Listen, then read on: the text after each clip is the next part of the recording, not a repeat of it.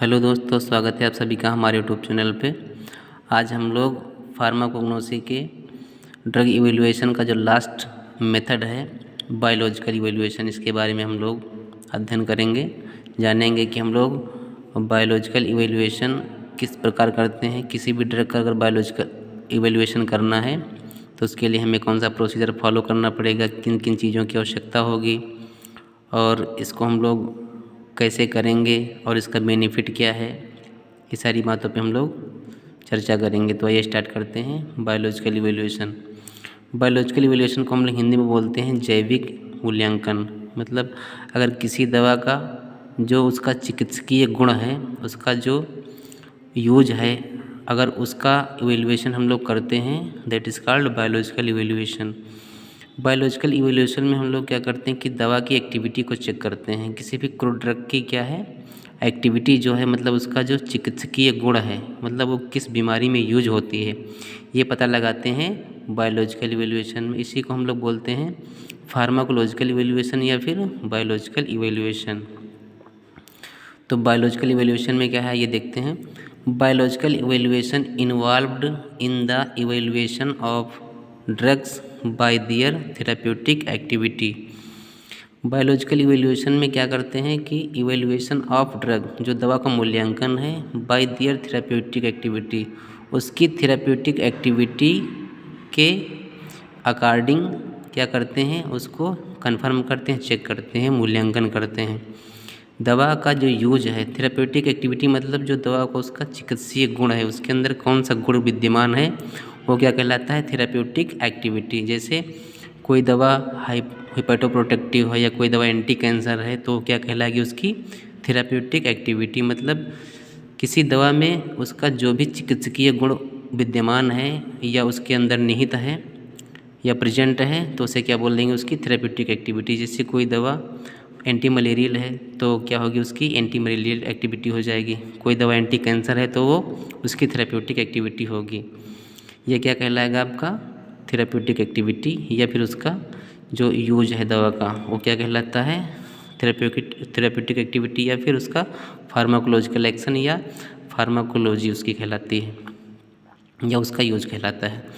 Biological evaluation is performed for confirmation of therapeutic activity of raw material और crude drugs और या and also for finished product.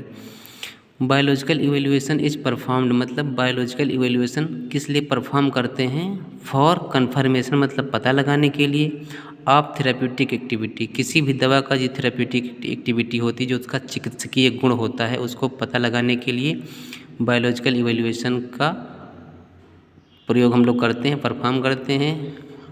किसी भी raw material की, जो भी हम जड़ी बूटियाँ, जो कच्ची दवाएं हैं, क्रूड ड्रग हैं, उनका जो हम लोग थेराप्यूटिक एक्टिविटी का कंफर्मेशन करने के लिए बायोलॉजिकल इवैल्यूएशन करते हैं, या क्रूड ड्रग जो हमारी कच्ची दवाएं होती हैं, and also for finished product, और जो हम लोग मेडिसिन तैयार करते हैं उनकी जो टेस्टिंग होती है लास्ट में एनिमल या ह्यूमन के ऊपर, वो क्या कहलाता है, फिनिश्ड प्रोडक्ट। मतलब कोई भी जब दवा बनकर तैयार हो जाती है तो क्या कहलाती है, फिनिश्ड प्रोडक्ट, मतलब वो दवा यूज करने के लायक हो जाती है।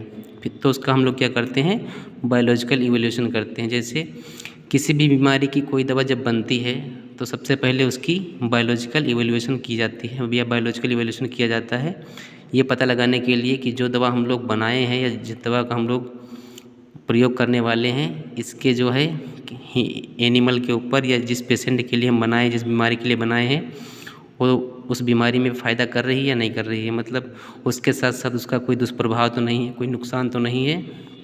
ये हम लोग बायोलॉजिकल इवैल्यूएशन के अंतर्गत देखते हैं। In these method for evaluation the requirement are a suitable animal model for testing the drug. इस मेथड में इवैल्यूएशन या इस मेथड ऑफ इवैल्यूएशन में द रिक्वायरमेंट मतलब आवश्यकता होती है, आर अ सुइटेबल एनिमल, एक एनिमल मॉडल की, फॉर टेस्टिंग द ड्रग, मतलब ड्रग या बायोलॉजिकल इवैल्यूएशन मेथड में हम लोग को एक एनिमल मॉडल की आवश्यकता होती है जिसके ऊपर हम लोग टेस्टिंग करते हैं उस ड्रग की। किसी भी पेशेंट के ऊपर या किसी भी एनिमल के ऊपर जो दवा की हम लोग टेस्टिंग करते हैं वो क्या कहलाता है? Biological evaluation. अगर हम लोग एग्जाम्पल के लिए बात करें तो जैसे अभी कुछ दिन पहले जो कोविड बीमारी आई थी, ठीक है, तो उसके लिए जो टीके की खोज की गई थी, वैक्सीन की खोज की गई थी, तो उसको हम लोग पहले क्या करते हैं कि उसका जो है उपयोग या प्रयोग उसका किसी एनिमल पे करते हैं या ह्यूमन बीइंग पे करते हैं, ये पता लगाने के लिए कि उसकी जो है थेराप्यूटिक इफिकेसी कैसी है, वो जो दवा है वो मतलब उसका प्रॉपर यूज है कि नहीं है, वो दवा प्रॉपर काम कर रही है या नहीं कर रही है। तो ये जो है किस में देखते हैं? उसका बायोलॉजिकल इवैल्यूएशन दवा का करते हैं। एग्जाम्पल के लिए जैसे किसी भी हिपैटोप्रोटेक्टिव एक्टिविटी, मतलब जैसे किसी भी दवा की जो हिपैटोप्रोटेक्टिव एक्टिविटी है, हिपैटोप्रोटेक्टिव मतलब लीवर से संबंधित जो बीमारी है वो हिपैटिक के अंतर्गत आती है। तो अगर हमें हिपैटोप्रोटेक्टिव एक्टिविटी चेक करना है तो उसके लिए उसी पेशेंट का होना ज़रूरी है, उस प्रकार का पेशेंट का होना ज़रूरी है, तभी हम लोग उस दवा का अच्छे से इवैल्यूएशन कर पाएंगे। कौन सा? Biological evaluation. जैसे हाइपोग्लाइसेमिक एक्टिविटी चेक करनी है तो हमें ग्लूकोज लेवल जिस पेशेंट का बढ़ा होता है उसको बोलते हैं हाइपरग्लाइसीमिया।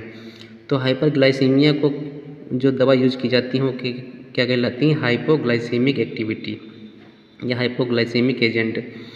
तो हमें हाइपरग्लाइसेमिक पेशेंट लाना पड़ेगा या उस मॉडल को प्रेजेंट करना पड़ेगा और उसी के ऊपर ये दवा क्या करनी पड़ेगी? टेस्ट करनी पड़ेगी।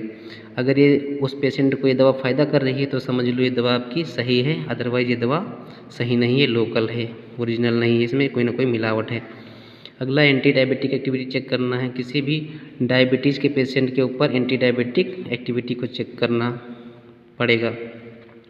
अगला है एंटी फर्टिलिटी।